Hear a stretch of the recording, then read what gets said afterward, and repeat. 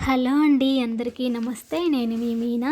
శ్రావణ మాసం సందర్భంగా అలాగే వరలక్ష్మి వ్రతం రోజు అమ్మవారికి నైవేద్యంగా పెట్టుకోవడానికి ఎంతో రుచిగా ఉండే చక్కెర పొంగలి తయారు చేద్దాం. చాలా సింపుల్గా ఇంట్లో అందుబాటులో ఉండే పదార్థాలతో ఈ ప్రసాదాన్ని ఎలా తయారు చేయాలో ఇప్పుడు చూద్దాం. ఇంకా లేట్ చేయకుండా వీడియోలోకి వెళ్ళిపోదాం. ముందుగా పెసరపప్పు తీసుకొని వేయించాలి. పెసరపప్పు ఎంత తీసుకున్నామో దానికి 3 రెట్లు బియ్యాన్ని తీసుకొని అవి రెండు కలిపి బాగా కడిగి మంచిగా వాటర్ పోయాలి. మొత్తం ఒక గ్లాస్ పెసరపప్పు బియ్యానికి 2.5 కప్పుల వాటర్ పోసి బాగా ఉడికించాలి. అది ఉడికేలోపు ఇటు డ్రై ఫ్రూట్స్ వేయించి పక్కన పెట్టుకోవాలి నేతిలో.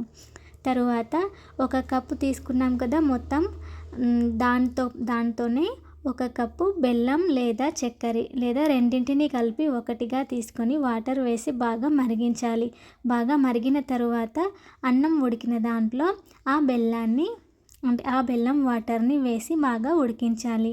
మరి ఎక్కువగా ఉడికించకూడదు. ఈ విధంగా ఉంటే సరిపోతుంది. మనం డ్రై ఫ్రూట్స్ని కూడా వేయించి తీసుకున్నాం కదా, వాటిని కూడా పైనుంచి అలా వేసేసి అలాగే కొద్దిగా యాలకుల పౌడర్ని కూడా వేసి స్టవ్ ఆఫ్ చేసేసుకోవాలి.